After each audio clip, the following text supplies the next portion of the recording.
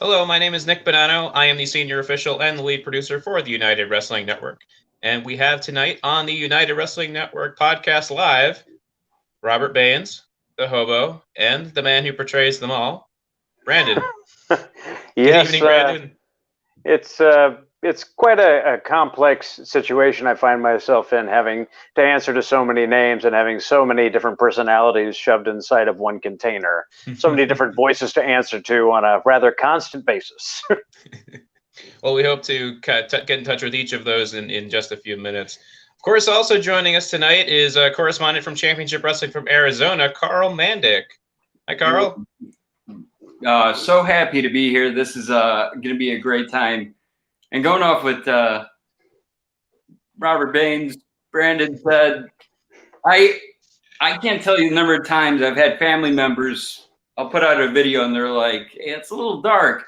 And they're like, so this is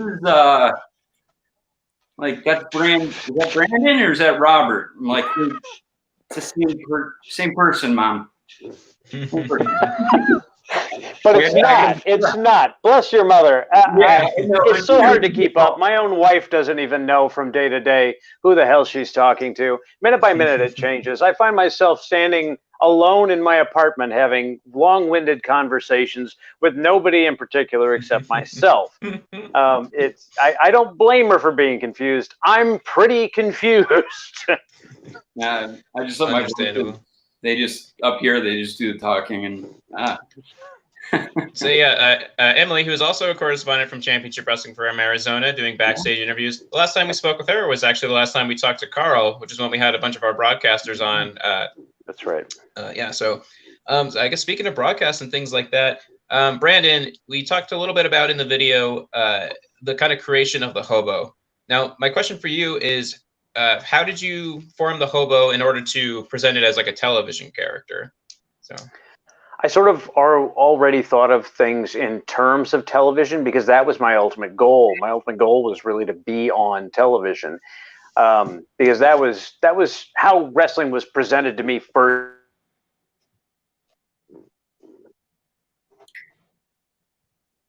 Did I lose you there? Possibly froze. Is this a Baines bit already? I don't know. Let's see. I swear, if he shows up. See, Brandon, if you could hear us, I don't like things like this. All right, Karl, it's just gonna be you and me for a minute. All right, let's talk it. Let's talk it.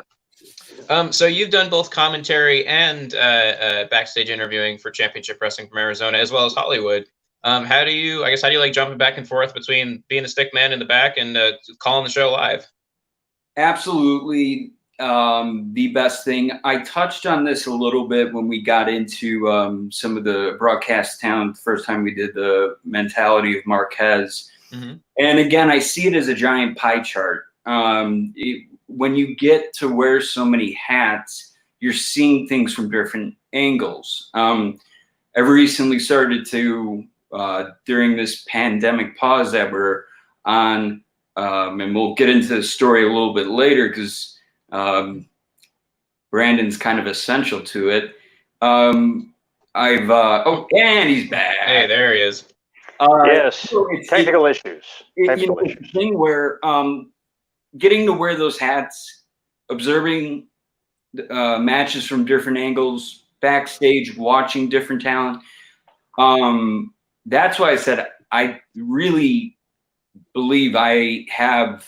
If you're somebody in this business that is yearning for it, the more things you can do, the better. And so I really have embraced just that versatile nature. So yeah, and I know that kind of sounds like a stock answer. It sounds a little cliche and stuffy, but really that's how I look at it. And I've learned so much more watching others watch matches or watch fans watch matches than I have even watched, because I don't really watch myself back or listen to myself back, I get so much more from crowd reaction and what goes on there, and it's taught me a lot more, I guess. Long-winded answer to wrap that up. Yeah. Of course, crowd reaction is for a long time has been such an important part of what we do. Going back to Baines or to Hobo for a moment, you got cut off a little bit. We were talking about it before. How fans saw you on TV, how you presented. Can you speak a little bit about how you presented the Hobo character to flourish on television with United? My goal starting out was always to be on television. That was how wrestling was presented to me at a young age. So I sort of crafted everything with the intent of being on television, because that is the medium by which you reach the most people. I never wanted to think of myself as limited to only certain venues or only live. Television was always the thing for me. So I always approached everything to how is this going to look in this context. And when I started working on Championship Wrestling from Hollywood, I was able to watch myself back, and from just constant tape review and seeing how certain things looked, and looking at gear and myself and just everything that you can. Tape study is so absolutely important in professional wrestling. There is no way to overstate how important tape study is.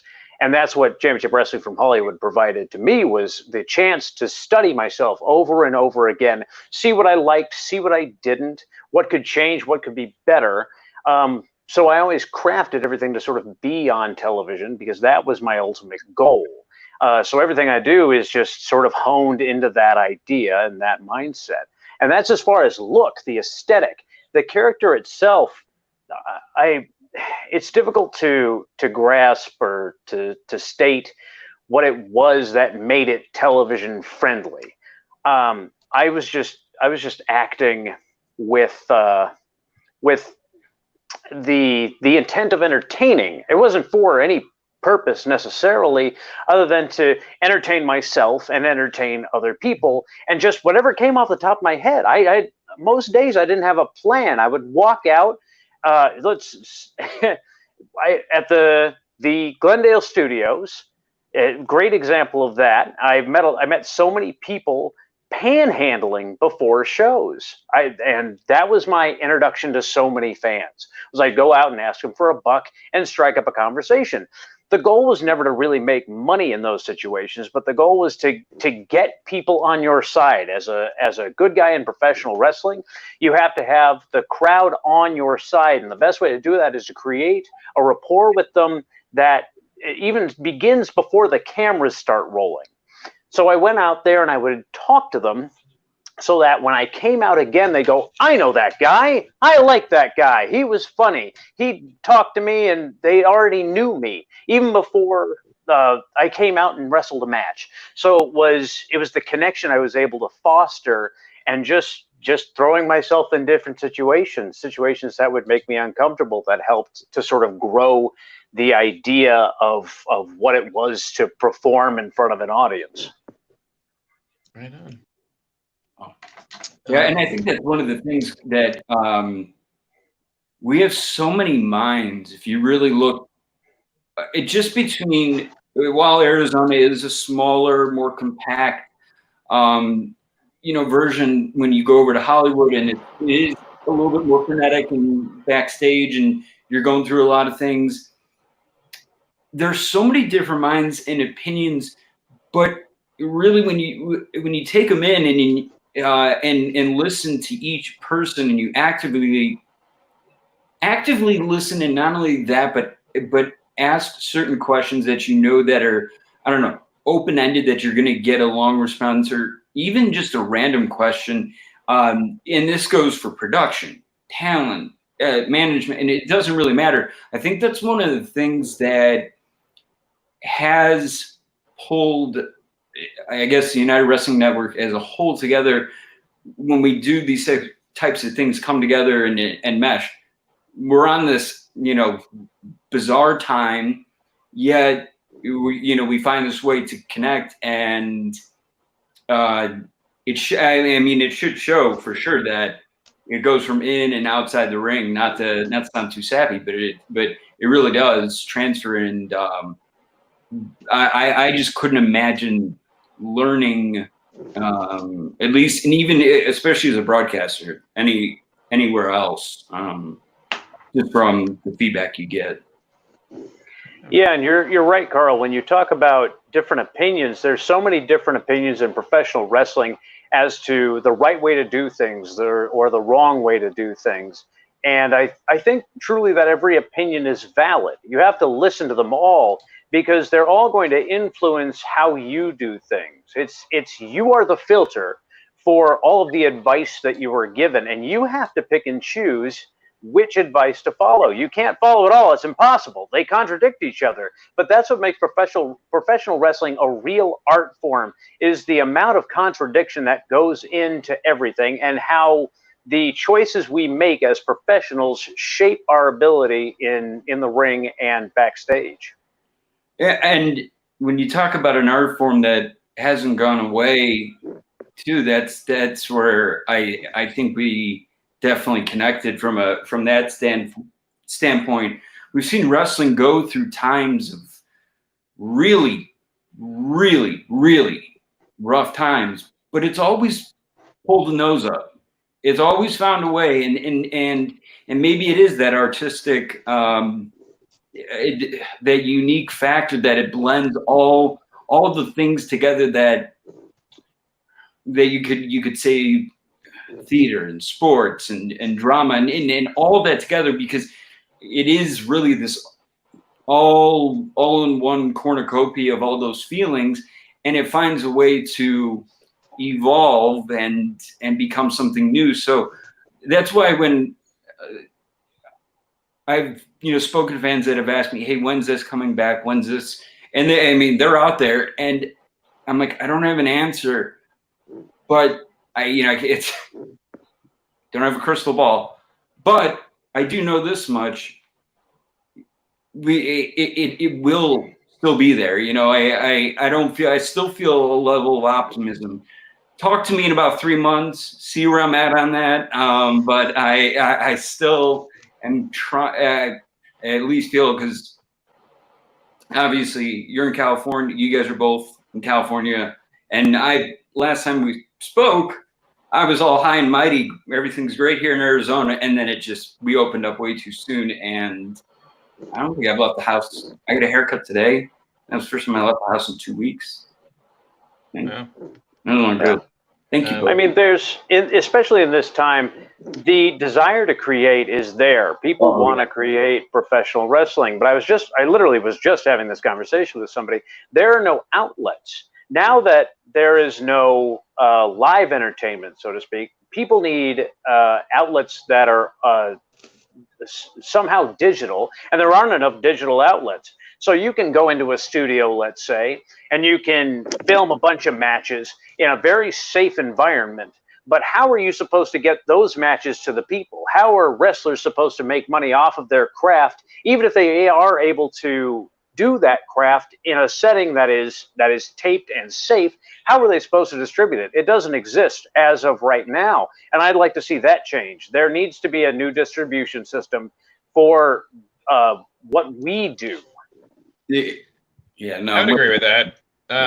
I think a mark of different times throughout, I guess, pop culture in general, is that times like this, or maybe not specifically like this, but times when people feel like their hands are tied, is often when the inventiveness comes out. They say, was it necessity is the mother of invention? Yeah.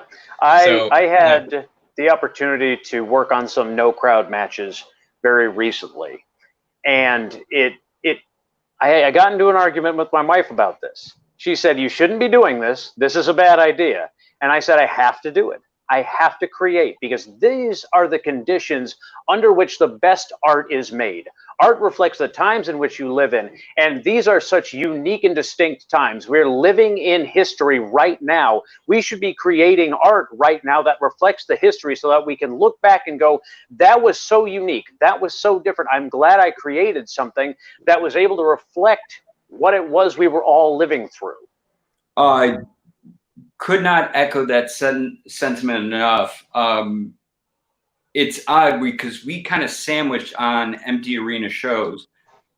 I remember we were all set for a huge 3-day festival co-promoted with another federation here in the Phoenix area, and I ended up doing that show, which was optional on that Friday night. Now that was the last thing to run at the Nile Theater.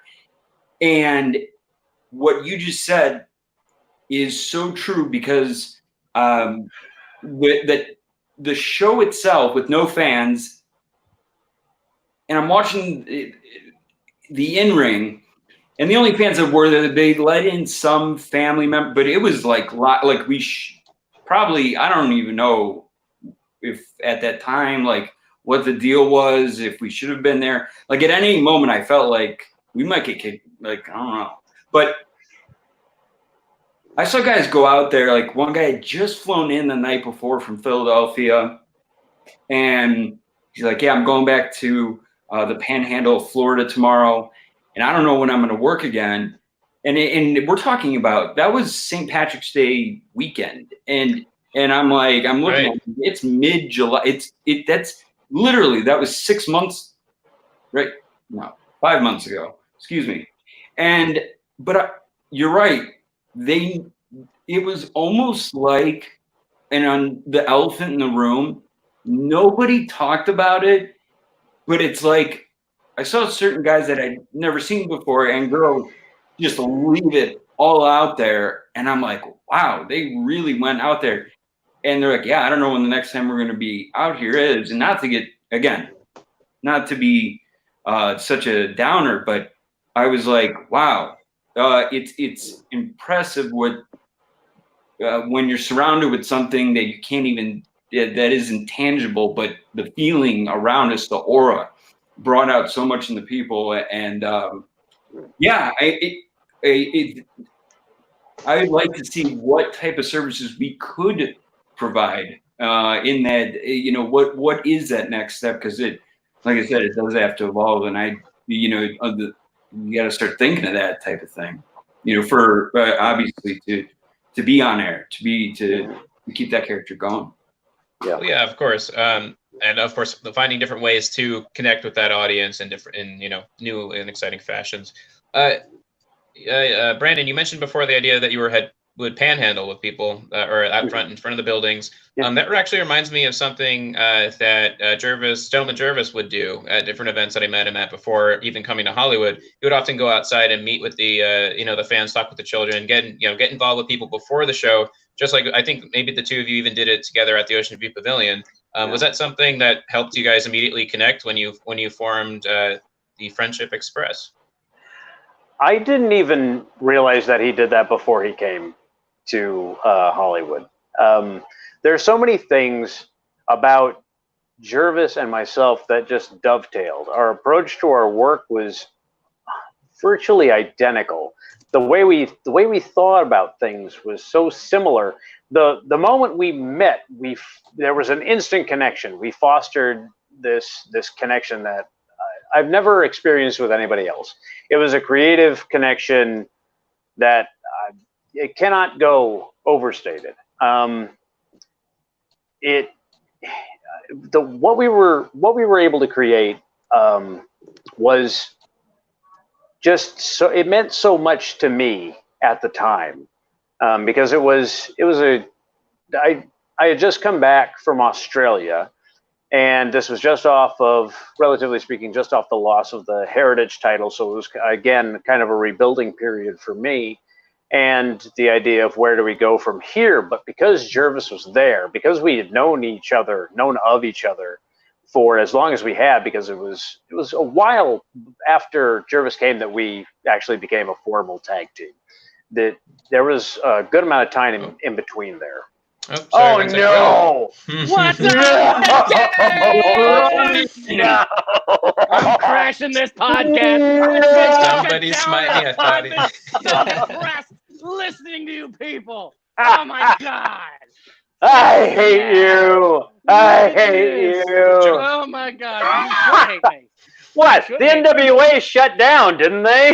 We weren't even having a job. Reports of our demise have been greatly exaggerated. Yeah, I thought we were far away from it. Good, right? You guys are okay. I haven't seen you in forever, Joe. Oh, but I've seen you. I've seen plenty of you. I'm very worried about you, Karl. I'm very worried. I'm very concerned. What is going on here, man? You're always so happy. You're always so jovial. The best stick man in the business. And I'll say that to anybody. And all of a sudden, I'm seeing all these weird late 90s music videos. They make me want to cut myself and cry. I don't like any of that. Nick went out of his way to change my name to Haynes. I had Homestar Fan 69 as my name, and I thought that would be fun. And I was going to do this whole joke where I was going to talk nothing about Homestar Runner for like this entire time, just to like, because I know Brandon would like that joke. And be like, and do all these correlations about how Strong Sad could be part of the Baines compound.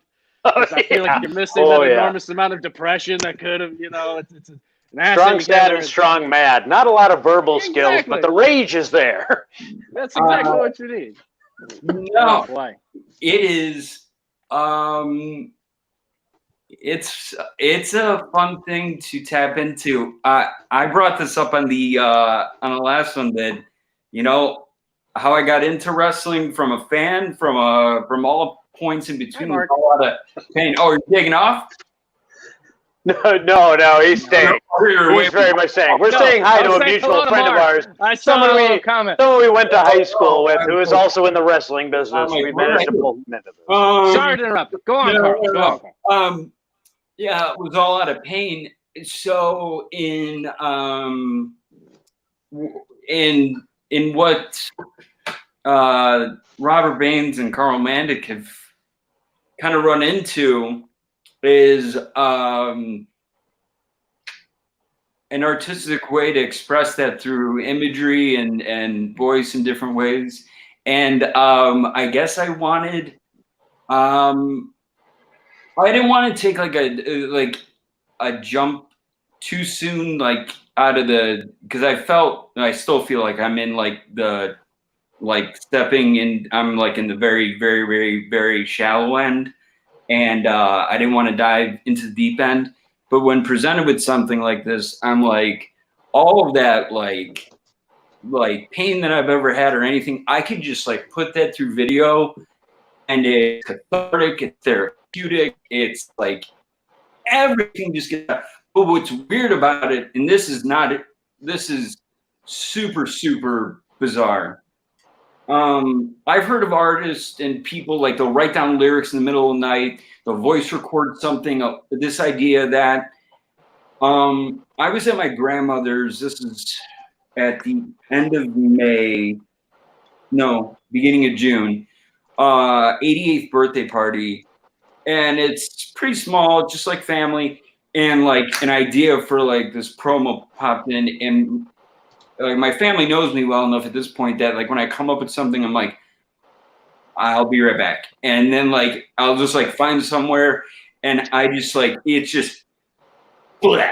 Like it's 10 minutes of just I have to write it down. I can't voice it. Like I have to write it, and then usually then I trim the fat like a lot later. But once something like spurs it, it's like it has to come out, and I'm like, I've got to go and do this. And they're like, we get it. Go. That is how one thing feels. Yeah. Shut up, Brandon. Well, I have to tell you one thing, Carl. From a technical perspective, and I know how much work it takes to put in and to make those video packages and to do what you're doing to actually make it, and how much time it takes for you and how much skill it takes to make something of that caliber. I mean, that's totally something you could see if you were watching some sort of WWE program and they were making some Bray Wyatt promo or something. It's very, very similar. So I have to tell you, hats off to you, my friend, for putting in the work, learning those skills, and then applying those skills to this character that's sort of been bestowed upon you. And you've really kind of, you've added a whole extra layer to this narrative. And I think what you've really done is stepped up your game to a level a lot of people need to step themselves up to. And I will tell you one other thing, Carl. Not only are these good, but when I watch you and you're doing the promos in Arizona or even a Championship Wrestling from Hollywood, there are very, very few people that when they do multiple takes on this thing or multiple takes when they're doing an interview, whether it's because the talent messes up or they went overtime or they went under time, you are one of the very, very, very few people that makes every single one of those different. You always have something different chambered in your brain. It's never the same. And hello, welcome back. I'm Karl Mandik, and I'm here with Robert Baines. Robert, what's up? There's always something different, and there's always something creative to it. And I think that that's a lost art. I don't think there's a lot of people out there that do that, and you do it extraordinarily well. So all of my compliments to Karl Mandik. Brandon, you are trash. You are garbage. I am your biggest failure because I'm still alive. You couldn't kill me, and I like that I get to be the salt in that room. No, you can never do it. Momentarily. You had your chance. You had your chance, and you threw it away. You couldn't kill me. And you know what? Here it is. Look, there's that belly button. No! I am not a clown. No! It is me. It's me. It's always been me, Brandon. Next time, I'll burn the body. I'll burn it. There'll be nothing left but a charred skeletal remains. I'll get you. Oh my gosh. Shifting back to Karl. Karl, I saw in you that you had some real creative chops. I could see that you wanted to be creative. You just needed the proper outlet. So I was like, hey man, why don't you just like take this idea and kind of run with it? And I'm totally fine with whatever happens. Like, it's kind of no skin off my nose. Like, whatever you want to do with it, just let it be what you want it to be. So I just gave you the sort of license to do it. You're the one who came up with everything, really. Like, all you do is send it to me for approval, and I'm like, yeah, this is cool. That's essentially it. That's the length of it. Because I think you and I see similarly that we need that creative outlet for negativity. Because positivity, yes, it gets an outlet, but negativity, people tend to hold on to that more. So you need an outlet where you can burn off the negativity. And for me, Robert Baines is the outlet I can put all of my negativity into and just burn it in a massive funeral pyre. It, again, just going along the same lines, negativity in my life was a weapon that I didn't realize, like this proverbial weapon that I did not know existed, that a lot of other people saw, and it would manifest in different ways. So to find this is, when I say it's humbling, and it's like, and to find something that like I want to sink my teeth into, and I can get this out, it's like, and I will say the person that came up with, I remember having the conversation with you, and then Mick Greenwood, I believe he was on was he last week? 2 weeks ago? It was earlier this week, yeah. Okay. Mick kind of laid it out, and he's like, you kind of feel like you could do he's like Tucker Carlson, but like David Koresh, and maybe like some, Jonestown in there, but not like, all the Kool-Aid and stuff. I'm like, no, I love that stuff. Like, yes, like I can do that. I love mass suicide. It's my favorite. It leads. Like, how many times have we been at, these horrible scenes that we've had to cover, and, we've lived with that and seen that and been out there and I don't know, maybe I think a little bit of it was, when you go back to it, is I felt when I was in news, I was doing the same thing over and over and over and over and over again, that I was going insane. Like, I literally was going insane until Dave messaged me when I was working in, I was in Louisville at the time, and I'm like, who is it? I don't know who this is. And I actually I emailed Colt Cabana because I didn't know who Dave was. I didn't want to say it on the last one. I didn't know. Like, I wasn't familiar, and I was like, I'm like, wow, okay, you're gonna run Kentucky, or I'm confused. He's like, well, if you're ever out west, I saw it's your hometown, Scottsdale, and just let me know. And I'm like, okay. And that's how that came to be. But I was in a school board meeting that I probably should have been paying attention to, Please tell me, Joe, you're not doing school board meetings. No school board meetings in San Antonio. Oh boy, No, there's none of that now. Are you aware that we are in a pandemic? And Oh yeah, no, I haven't watched the news. Are involved with death and despair and how ventilators are killing people? I know. No. School board meetings. We don't even have a school board anymore. Kids are going to learn virtually. This right here. This is going to be classrooms of the future. So this is where we're at. And my days are full of death and destruction, and I can't wait to getting back to doing pro wrestling, where we talk about death and destruction from a fantasy perspective, but it's far more enjoyable. That's amen to that. Yeah. Why did I ask that? That was. I think we're all asking that question, Karl. Yeah. Come on, it's Nick's show. Let this guy ask the question. But that does make me think of some things. So with the Robert Baines character being so developed and everything, most of the push video when we talked about Baines, a lot of the video focused on the championship wrestling from Hollywood side of things, but Baines was really born and developed in championship wrestling from Arizona. Hobo, Brandon Baines, talk about, I guess, getting that character into Arizona, and then of course the classic Baines rants that we very often would go to commercial on because we just had to cut the camera. We just kept ranting for as long as we would give you. But what was forming that character for the Arizona program like? It was the idea of somebody who the audience was familiar with to a degree, but then somebody who came back, and I loved the introduction with Peter Avalon bringing back the hobo, but he's not the hobo anymore. Something's gone terribly wrong, and there's a miscommunication. And of course, Peter Avalon has no clue what's going on. He has no idea what's actually happening.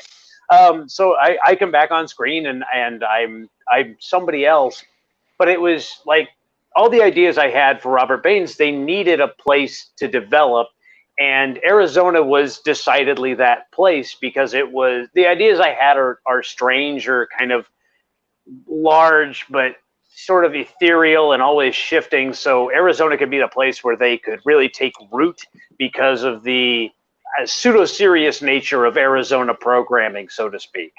Like I watched the conversations with Mick Greenwood, and that's really their approach to everything is like creative bliss. If you have an idea and you want to do it, you come to them and say, I have this thing, and they'll kind of yes or no, but they'll also work with you to develop it into something that's actually better than the idea that you had, something that actually has like growth potential, instead of just I have this idea and it's limited and I have no idea what to do with it. Well, why don't we do this? Why don't we add this to the thing and we can change it here and all of that? The serum, I think, is the perfect example. It was a shot in the dark for me.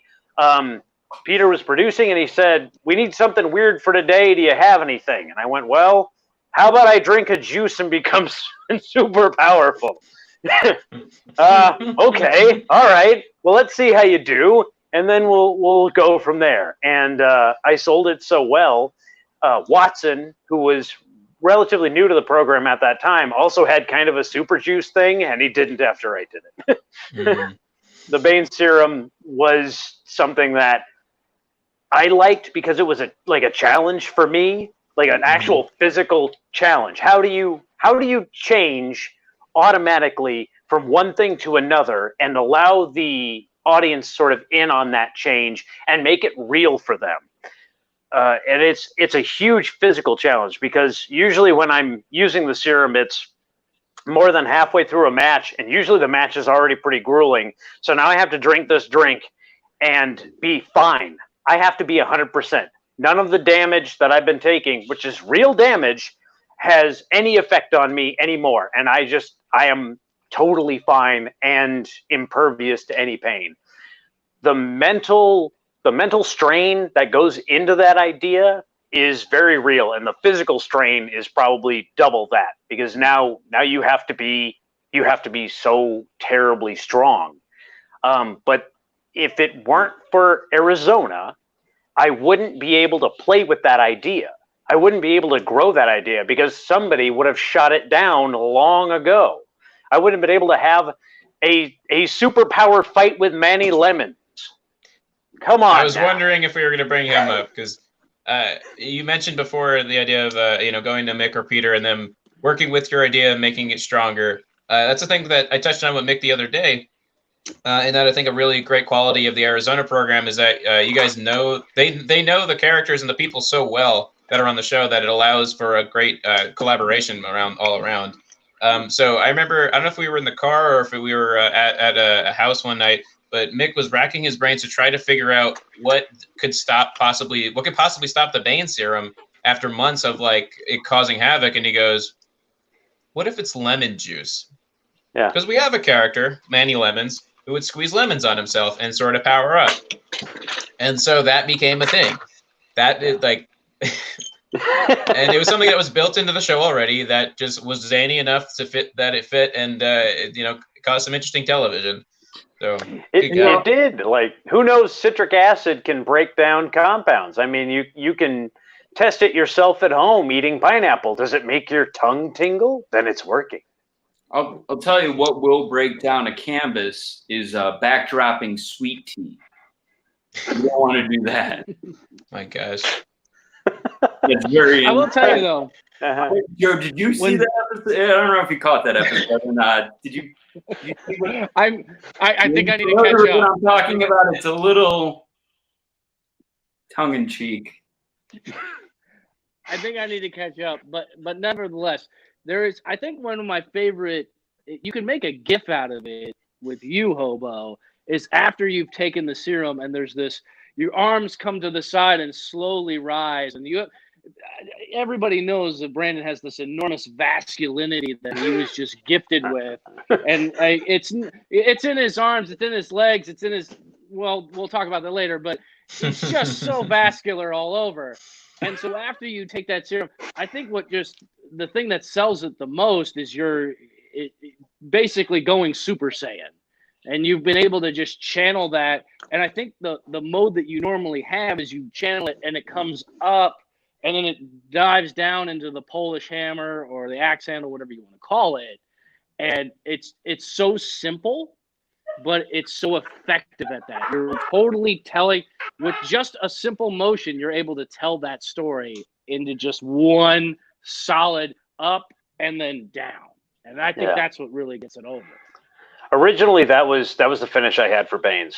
Robert Baines' finisher was what I now call the Doom Hammers, that Finley roll, the rolling hills into that hammer, because it was just definite. And it mixed in the heart punch, which was always something I liked because it's really showy and kind of ridiculous that you can stop a man's heart with your fist, but you can, but it's weird. That was the original finish I had. It was the choke I developed later was on a recommendation just based on other people's finishers. Everybody was like, we need somebody who's got like a choke finish. And I'm like, okay, I'll come up with something. And that I came up with what it is that I do, which I don't rightly know how to describe it. So trying to tell people what it is always kind of a difficult thing, but entertaining. And I told you, your head. I told you when you were developing that you should just take the Taz mission because Taz doesn't wrestle anymore. And you were adamantly against that. You could not do the Taz mission because that's Taz's move. And I was like, but he's not doing it anymore. But I'm so glad that you did not listen to me and you developed it into your own submission, which I can tell, which is great because from the first time you've locked it in to all the other times, including the time where you tried to kill me, it got progressively cleaner and cleaner and cleaner is the way you lock it in. And now it's just this anaconda that slithers up into your shoulders and then you're just done. And there's no escape. There's no getting out of that. I've actually been able to lock it in when I'm doing like actual grappling with people. So it's like, I know this is real because I can do it in a real fight. So at least I have some bones to back it up. And those moveset, going through your matches, rewatching them, it's like those facial expressions. I challenge people to not just look at the way the heart punch, when you've done the submission, but there's a photo set of you, and it was used for the Instagram story we posted across social media, but there's roughly like 70 pictures. And the facial expressions you use and Adriel Noctis use, and the way that I'm looking, it tells a story. And like that photo set, like when I looked at it, it was almost like you didn't even need words there. And when I watched your matches without commentary, and then I started to understand like what because and you'll see this when we go in the basement of Arizona, I like to sequester myself in the corner. I don't like, and I like Phantom of the Opera style. Like, I don't want to be seen because I just want to be a sponge and like soak it all in. And I almost just want to listen so much and like take notes. But when they started talking more and more about this, I'm like, and then rewatching it and then seeing the photos, everything starts to kind of add up, and you realize, what have I been missing all this time? And it's like you almost feel like I don't know, rewatching those. Just even some of the last three, the one you had, the Thomas Day, the one against the Tribe, and then I'm trying to think of the last one that we had filmed on right before our break. But they were all very. We talked about it. It was a different approach completely. I was all about it, and I was in love with it. It really just starts with an emotion. All of it comes from a genuine emotion, and then you kind of fill in the blanks. Like I'm always drawing from my actual emotions, which are, I mean, that's what Robert Baines is really, is just a reflection of the worst parts of me. The jealousy and the controlling and the rage, like those are a part of me. Luckily, they're not everything that I am, but they are a part of me, and I recognize that. So I take those, and those are the emotions that I use, and I just sort of fill in the blanks with everything else. The words don't matter, the moves don't matter, but it's the emotion in the moment, and you get angry or you get desperate or something like that, and everything just kind of goes. And as far as the promos are concerned, I didn't even really answer your question before, Nick. The promos where I sort of just keep talking are the sort of the same thing.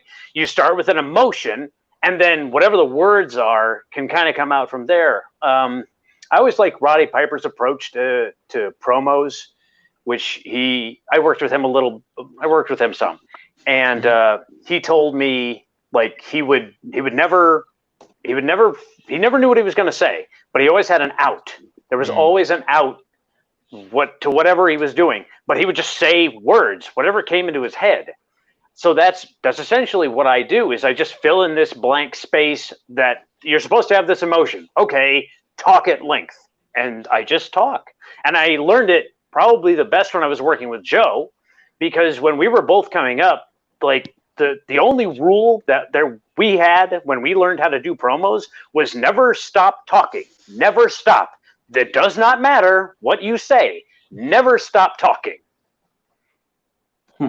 Verbal diarrhea was the term that we used.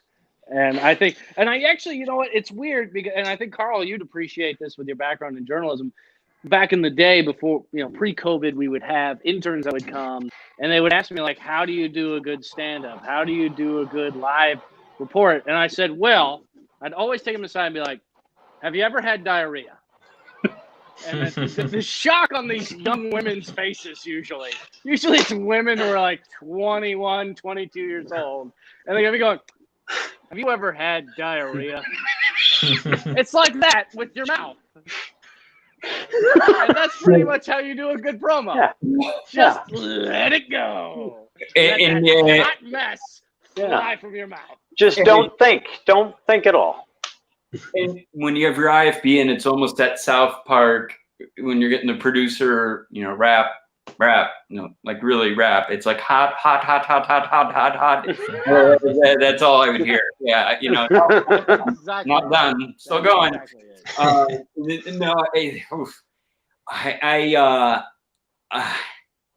I give you props for getting through this. I don't know.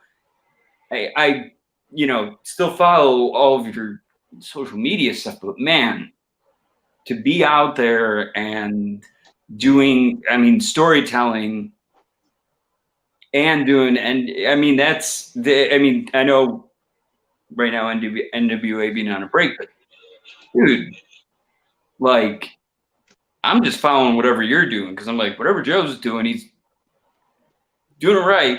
But Quasto was doing it, you know. I mean, it's like you would be crazy not to like go back and look at the bounty of riches of people that came before us and not try to be them, but just pick up on nuances of what they did. And I was like, this is ridiculous. Like, I feel so blessed to be like thrown into like the talent that was there, broadcast wise, and then the talent that we're calling the ring. It was like, this is unbelievable. I don't know, like, and I remember we mentioned this on social media recently. The first time like I've ever met you, I believe Gentleman Jervis was not so gentlemanlike and had to talk to you in beautiful Tucson. Was that in Tucson or was it in Hollywood? Probably Tucson. Yeah, because we did the first taping in Tucson, and that was some of the last matches we ever did. Yeah, it was because you guys were wrapping up. Yeah, we still had the belts, but I was gonna say, I thought the first episode or one of the first episodes was like a 4-way for the United Tag titles with you guys. Yep, it was. I'd say, well, Karl brings up many interesting points there. I think that he did say I wanted to touch on was about the great level of talent that we've been able to bring it through Hollywood throughout the years in Arizona. You mentioned in the video how it seemed how very important it was for you wrestling Willie Mack and how crucial that was for you at that part of your career. Would you talk about that and maybe some of the other opponents that you felt have had an impact on the development, either Hobo or Robert Baines?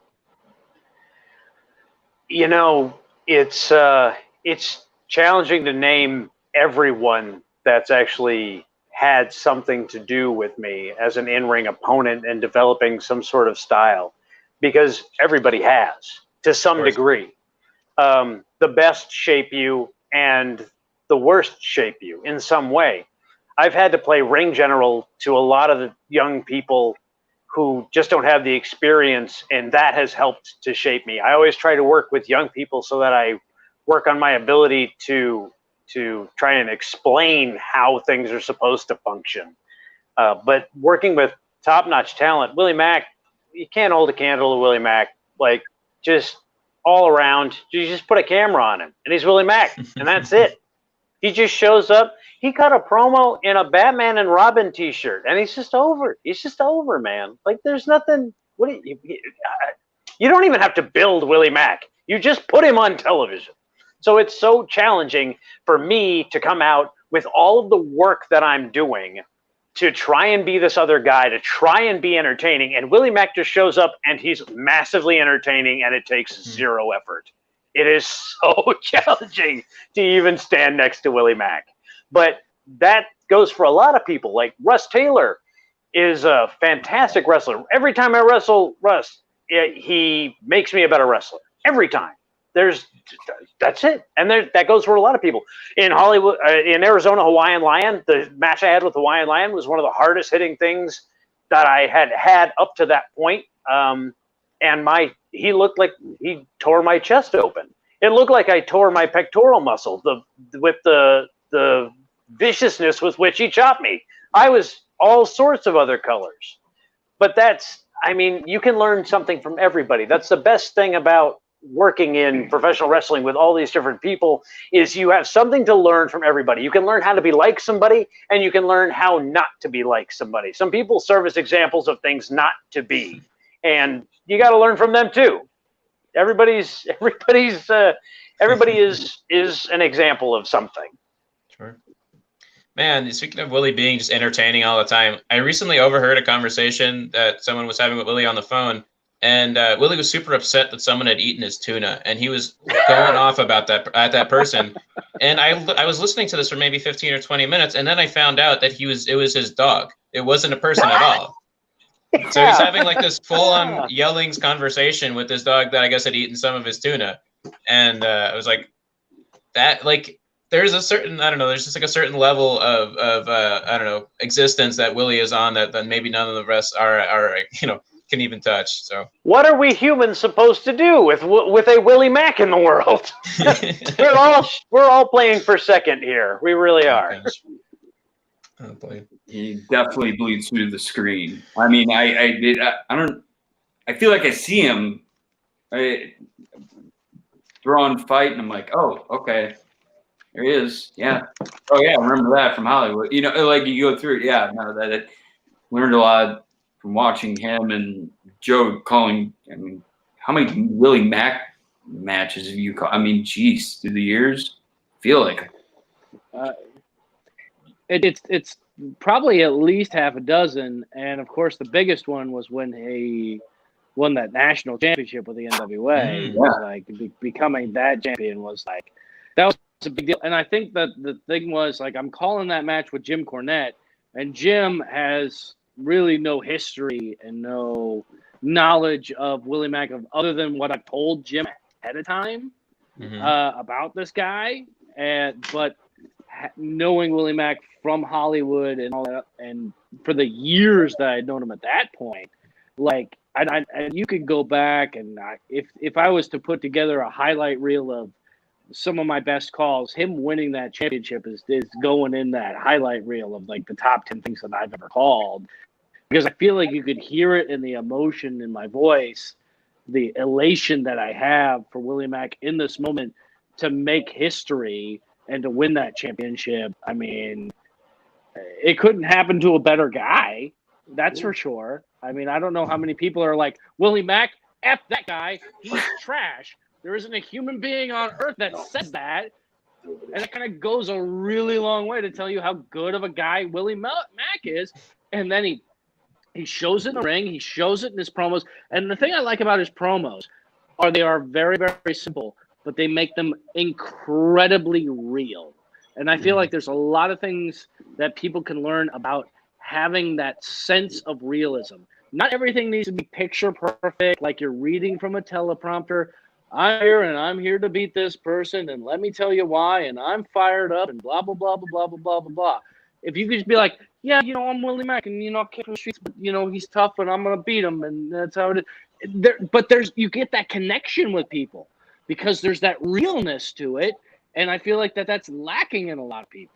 And I think that's where, our two other guests really shine as well, is you get that sense of realism. You get that sense that there's this emotional connection to it, whether it's Robert Baines being the survivalist and he's killing and he's allegedly eating people, or the hobo, and there's that connection there. And Karl is just so good at what he does. I mean, it's all about making connections. It's all about that. And that's the biggest thing in television is you can go through and you can talk and you can spit lines in front of a camera.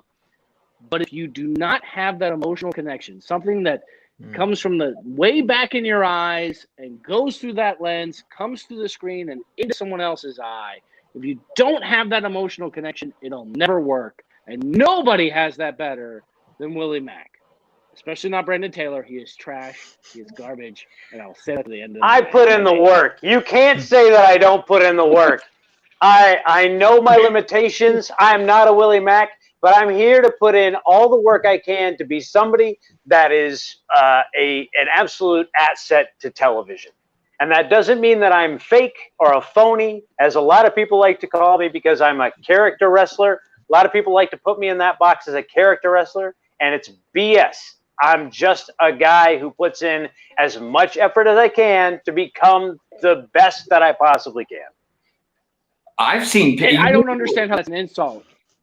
When you look at entertainment, it is built on the back of character actors, people who embody characters so much that you don't know their shoot name, you don't know who they are, you don't know where they live, but you know them for this role, and you know them for what they're supposed to be doing in that particular moment, for that particular story, in that particular script. I don't understand why people don't get that through, that not everyone has to be Tom Cruise. You have to have good character actors to build upon to make a goddamn story. And now I'm mad. God damn it. Steve Buscemi is the man. Steve Buscemi's the man. He was a character actor. Look at that weird guy. He's a little guy, kind of funny looking. And he's the man. Steve Buscemi's the friggin' man. You might need the picture that I actually have in my house. That's adorable. This is a picture I have. He stole it. I didn't sign it, so it's proof he did. I didn't give it to him. He stole it. Do you understand how awkward it is when I have a Tinder date come to my apartment and I have to explain why this picture is in my living room underneath my television? Who's this guy? And I'm like, hold on a second. Came here for a particular reason, but now we need to spend 45 minutes discussing the complexities of Robert Baines and his origin story. He's my friend. I've gotten a few Twitter followers out of it. I'm not sure. Oh yeah, this guy. No, that explains it. He murdered me once. He murdered me once in Arizona. Is that him in prison? No, he's not in prison. No, he's about to hurt someone. Yeah, a very gentle man. Yes, indeed. He made me bleed. He made me bleed, and he threw me under Legos. He's not that gentlemanly. Was that it? Wait, was that the no ropes match? No, that was in Hollywood. Yeah, he had a cage match with Jervis. Yeah. Oh no, I'm sorry. I was thinking of Jarek. I was thinking of the Lego spot. Yeah. Oh yeah. No, something completely different. Yeah. All right, I do have to ask Joe a question. Joe, if you can even it's probably impossible to answer. Going from where we were, or where you were at Arizona and Hollywood, doing all this. If you were to say one thing back to your previous self, now being in NWA, and give yourself advice that you've picked up or learned or is different, what would you like Marty McFly yourself, go back in time, meet your previous self, what would you tell yourself? Ask for more money.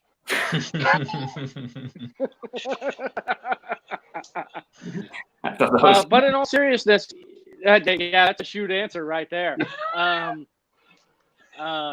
But I think, in all honesty, it's always to stay positive and to just look towards the future. And I think that's something that I continued to do anyways, was always rolling with the punches and all this other stuff. Brandon and I have the exact same start date in professional wrestling. And I had no idea at that start date that I would be calling matches for the National Wrestling Alliance. And I'm sure that Brandon Taylor had no idea that he'd be a contracted employee with New Japan Professional Wrestling. We had no idea, or he would be a champion in the United Wrestling Network multiple times over. We had no idea that these things were going to happen. But I think the thing that's let it happen is just perseverance. I think perseverance is the key here. You have to think about continuing on and pushing forward. And there's always obstacles. There's always things that are going to stop you. There are always things that are be like, man, I wish I could step away from this. I'm so busy with this. I'm so busy with that. But if you love pro wrestling and you care about the storytelling, and then you start developing relationships with people in pro wrestling, you want to continue it. You've got to keep that snowball going down the hill, and then it's going to get bigger, and it's going to get bigger, and it's going to get bigger.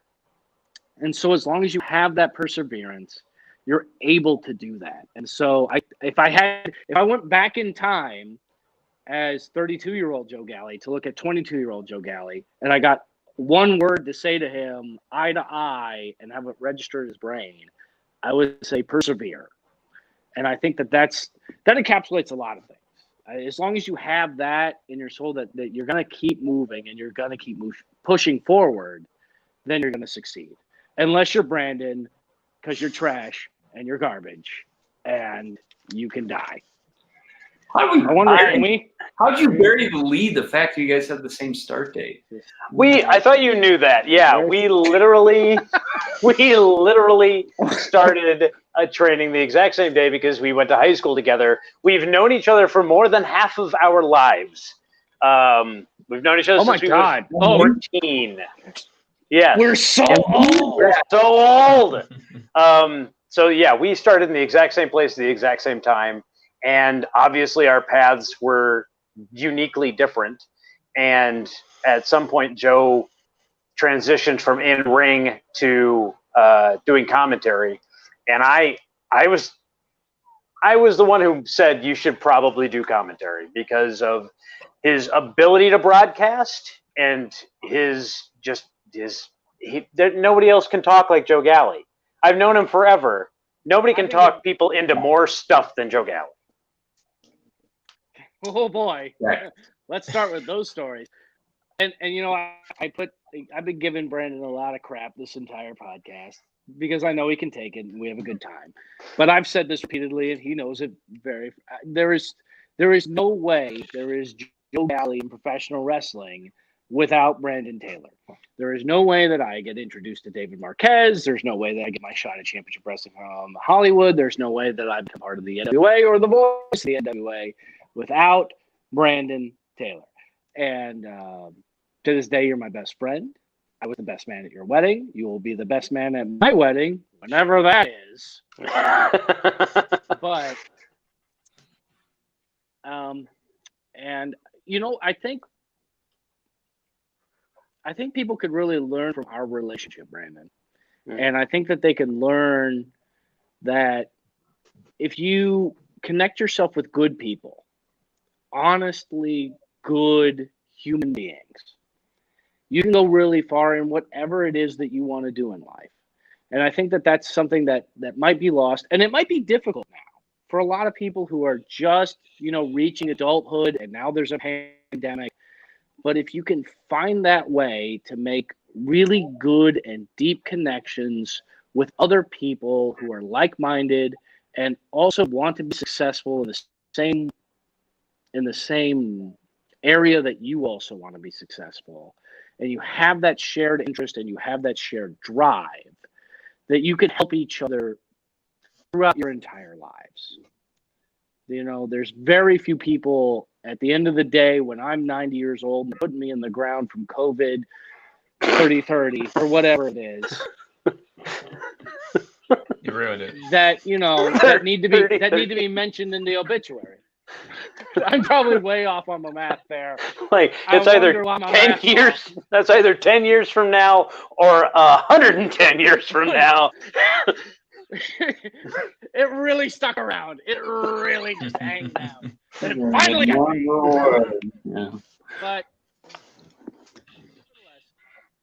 those relationships that you have with people that you're passionate, that share similar passions, and that are willing to work hard to accomplish goals that have to do with that passion. And that's what's so important right now. And you know what? I think that's at the end of the day, that's what the real college experience is. And I feel like that's going to be the biggest problem going forward for people in higher education. If they're going to be having classes and everything like this, you don't get to make those personal connections with people that are going to end up driving your career and driving things forward. And so that's why I count my lucky stars that I've met people like Brandon Taylor, like Ryan Katz, like David Marquez, and like Karl Mandik, and like Nick Bonanno, who's right above me. I don't know if that's exactly the display everybody sees. Is this the same Brady box? That is. Nick, yeah, do you know? That's what I say. Am I pointing at Brandon right now? You will. Yeah, you're pointing at me, and now I'm pointing at you. Oh, good. Do a high Let me five. get this penis I drew on this piece of paper and like totally just Now.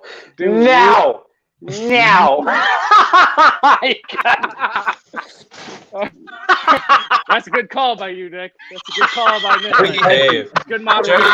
It was such a sweet sentiment, and now we have a bad taste in our mouths. What are you going to do? Let me put Joe Galley put me over. I have to put Joe Galley over. He's the bravest son of a bitch I've ever seen. He seriously is. There's nothing Joe Galley says no to. Even if he doesn't think he can do it, he still says yes he doesn't let himself get in the way of actually trying something new. He's moved to multiple cities where he doesn't know a soul.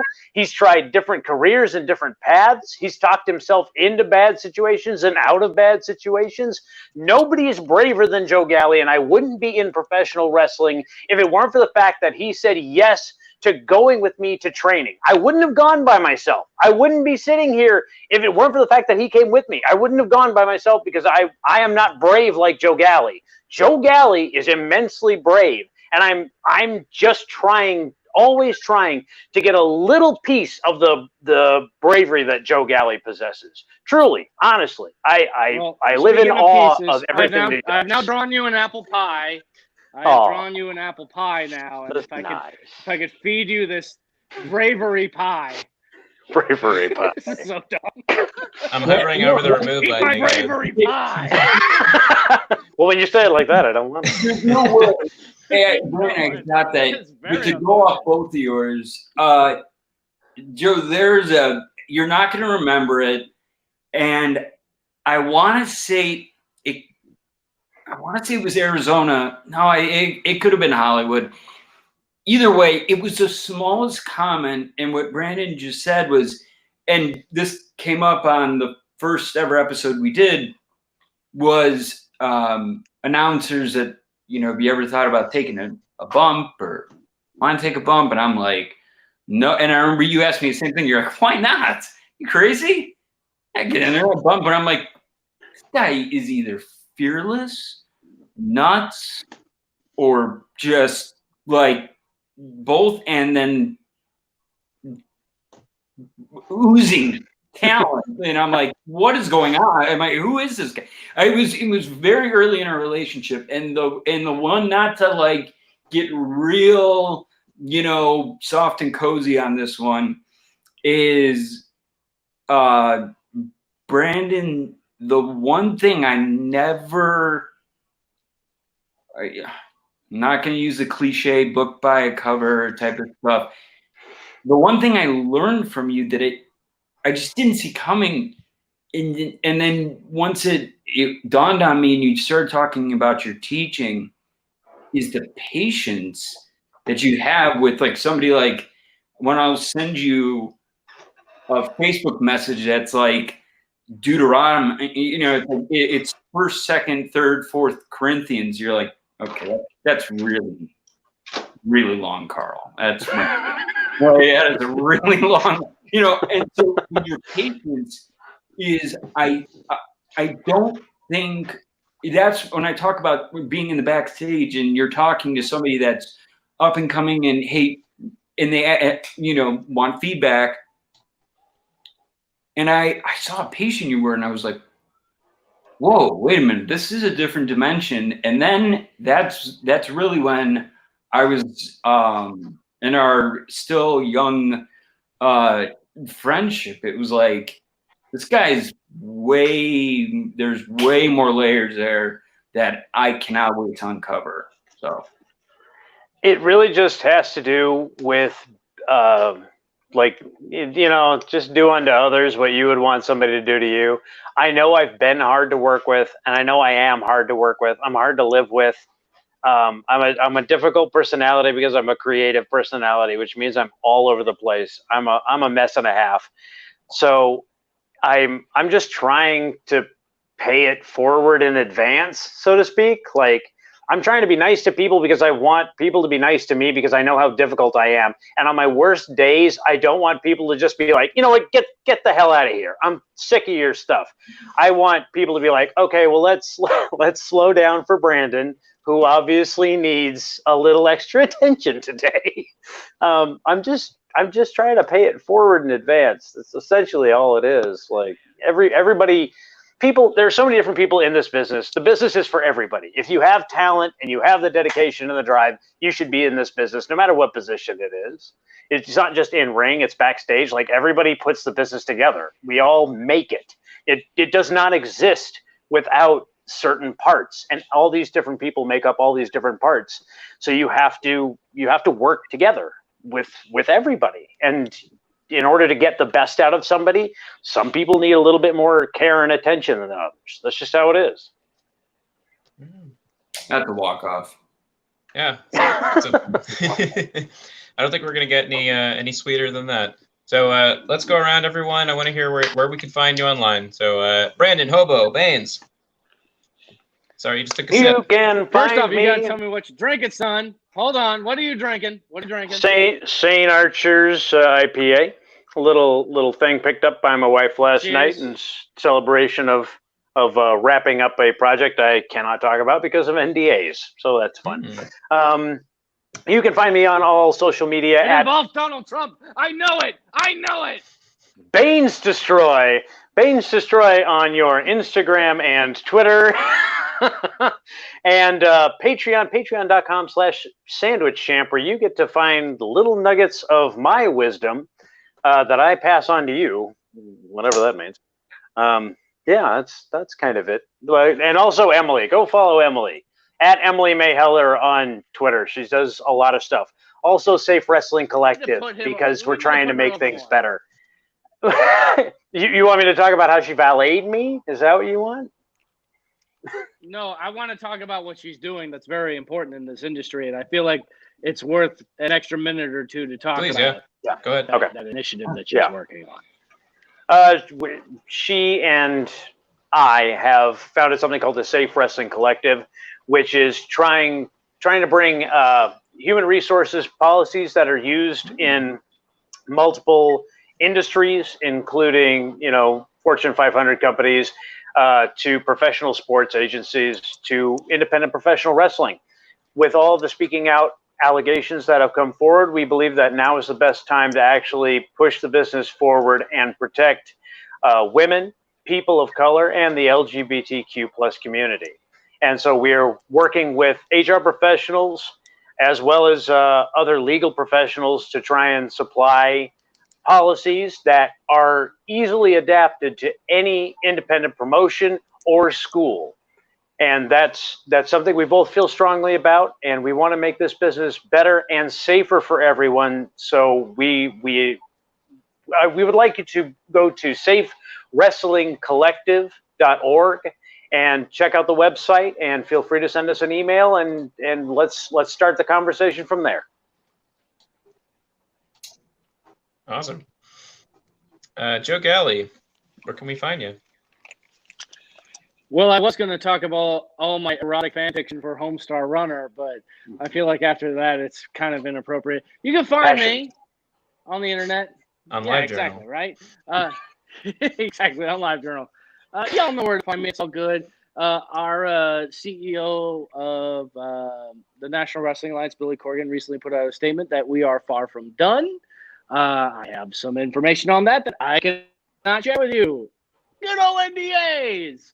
But new information will be coming soon, and the National Wrestling Alliance is not going anywhere, and we shall return. And as far as Brandon Taylor and Emily Taylor's initiative with the Safe Wrestling Alliance, I am also an avid part of that.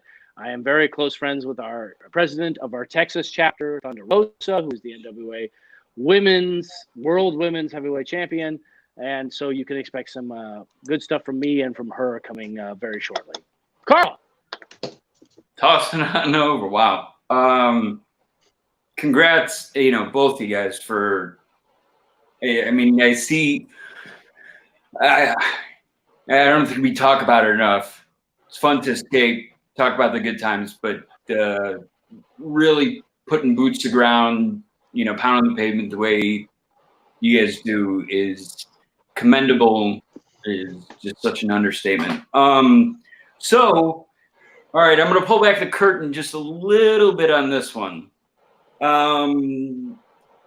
Launching what started off as a way to make entrance videos has blossomed into a show idea, has blossomed into a couple people in the podcast industry expressing interest. So within the next week, and was starting a website called I Got Over, and it was meant to be a way to express not just entrance videos, a way to even hands-on training as far as, well, that's not going to happen anytime soon, but even virtual training as far as stick mic and, this and that. It's going to be called We Got Over. And there's a deeper meaning to it. And, let's get away from the mark over term.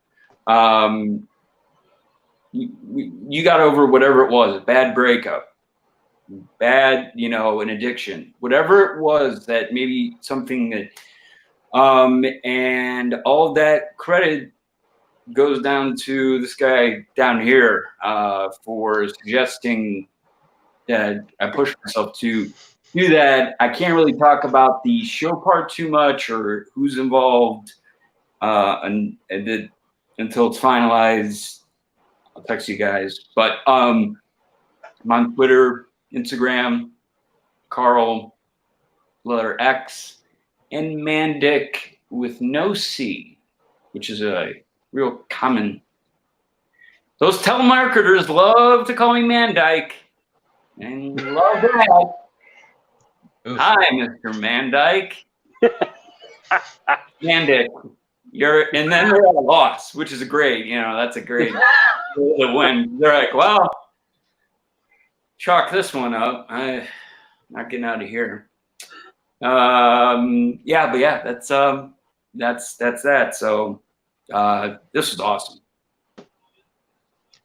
Thanks. Yeah, thanks for joining us, Karl. I actually, for those who watched this from the beginning of the video, we started by kind of discussing what we thought might be the next evolution of wrestling because of what's going on in the world right now. So I really like that we came back to the kinds of projects that everyone here is involved in that will continue to push things forward and evolve this kind of entertainment that we all hold very dear to ourselves. You're welcome. Yeah. I feel like it's most appropriate for us to end this chat tonight with a Baines rant about coronavirus. Is it possible to talk to Robert Baines until I cut you off? Yeah. Let's go. Yeah.